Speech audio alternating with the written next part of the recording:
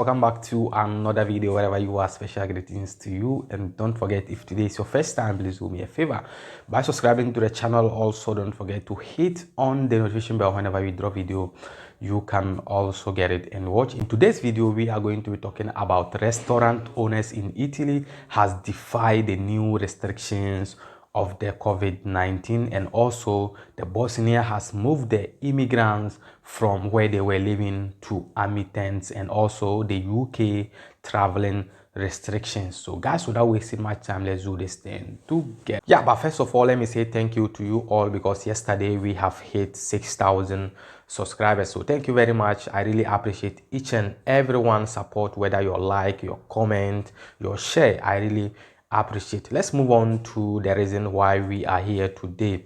You know, Italy has set another new rules which are going to lead us from now till 5th of March 2021, and this is where some of the restaurants owners in Italy are saying they are fed up. They cannot continue with any new rules and regulations again, so they are going to defy. Whether they will give them fine, they will give them multa, they don't care. What they care is to open their restaurants and start operating from morning to evening. So they have started operating, and people are also going there to enjoy. Yesterday I did a video about where Matteo Salvini is supporting these people, that they should continue doing this thing. That is very good, but it's not fair. You see that the COVID is increasing, but you are saying you are still going to open and start working. We know that the government is trying, but not all that, so that he can satisfy each and everyone. But in some cases he has done well, because he don't want this COVID to get out of hands. But these restaurant owners are saying they are going to open. They are tired. So guys, let's go and watch their opening and see how people are even there. People are enjoying. They don't even care. They don't even know that there is something that they call COVID.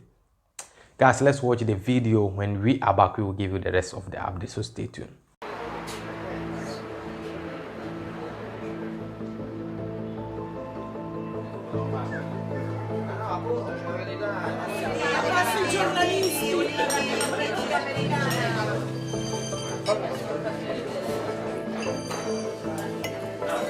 Quindi non ce la facciamo più, e è una, diciamo, è una protesta gentile, quindi sicuramente entreranno i vigili, noi gentilmente li faremo accomodare, prenderemo la multa, ma apriamo per non chiudere più, perché è impossibile andare avanti in questa maniera.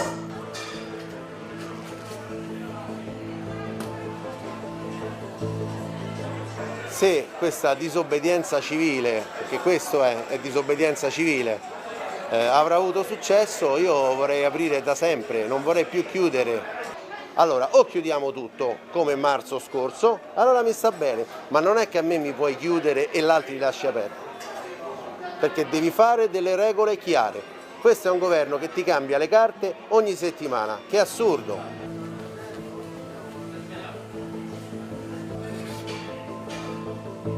Guys, I hope you have seen the video. So that is what the restaurant owners are saying, that this man will just give you rules. 1 week he will change it, another week he will change it. So now they are fed up, so they don't have any option than to start working again. So guys, that is what is coming from the restaurants owners in Italy here. Let's move on to Bosnia. Refugees and migrants living in Bosnia has been stranded for a couple of weeks, and now finally the Bosnia government has moved them to military tents, where now they can enjoy some little kind of heat and enjoy some proper water and proper food, because before it was very difficult for them. But now they have decided to change the situation for these immigrants, because they said they want to be part of the European Union. So if they did not obey the rules and regulations of the EU, they will remove them. So they have to do their possible best to also do what help these immigrants. So guys, let's go and watch that video. When we are back, we will give you the rest of the update, so stay.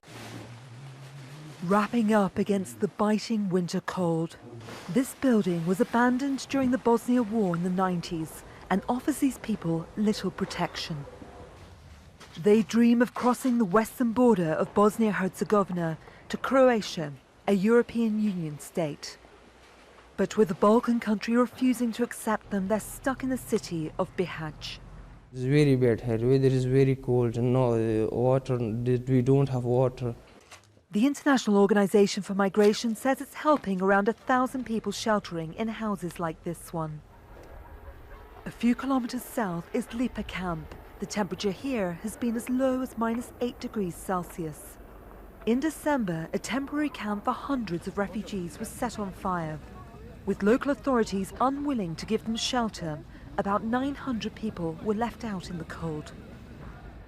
Under pressure from the EU, authorities have erected warm army and medical tents and plan to build a larger shelter. This camp is planned for 1,500. That number might possibly be extended. The European Union is covering the expenses. Calling it an artificial humanitarian crisis, its EU ambassador says officials need to do more. We need to ensure the dignity of human beings, the dignity of migrants and refugees who are here. That also means this is an obligation for Bosnia and Herzegovina. It is a signatory to UN conventions.